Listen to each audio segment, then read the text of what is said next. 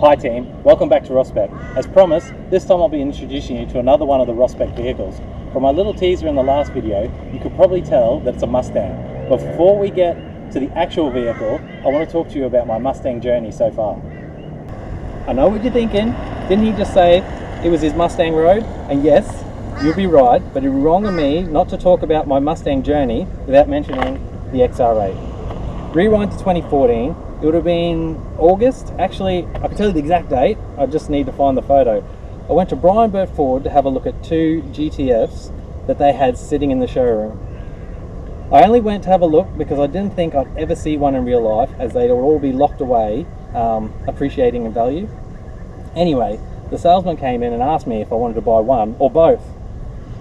I told him I'm not interested in either of the GTFs, but I am interested in the XR8. Which he quickly responded, if I could order one if I wanted to.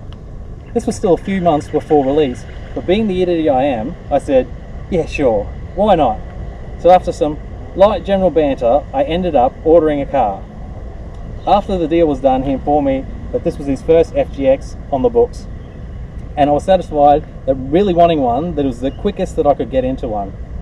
Well, for those of you that don't know, Brian Burt Ford actually went into receivership. It actually happened while this car was sitting on the showroom floor. It was a Thursday and they had me scheduled to pick it up on a Friday.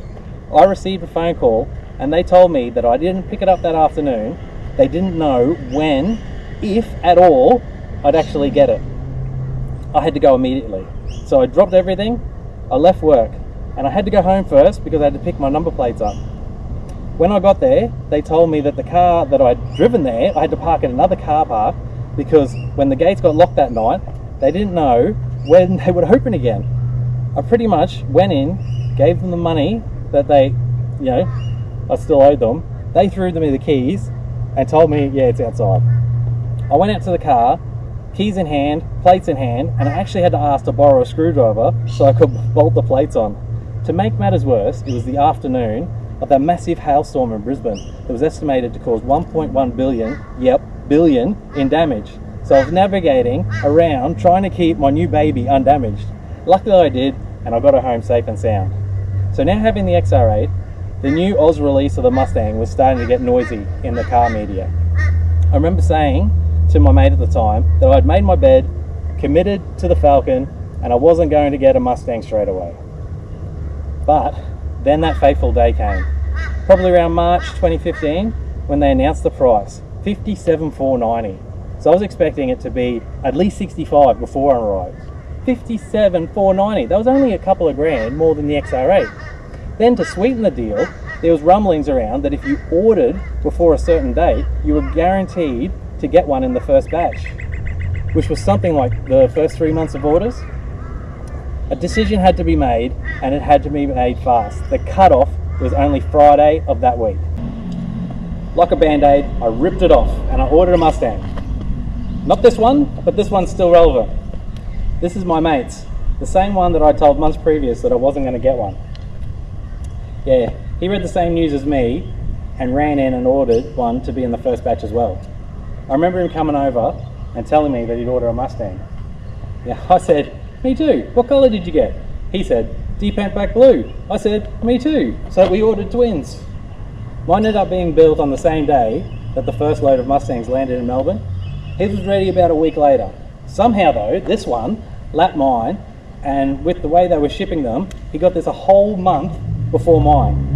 I think it was because the first ones, when they landed, they were missing some stuff and were supposed to be installed.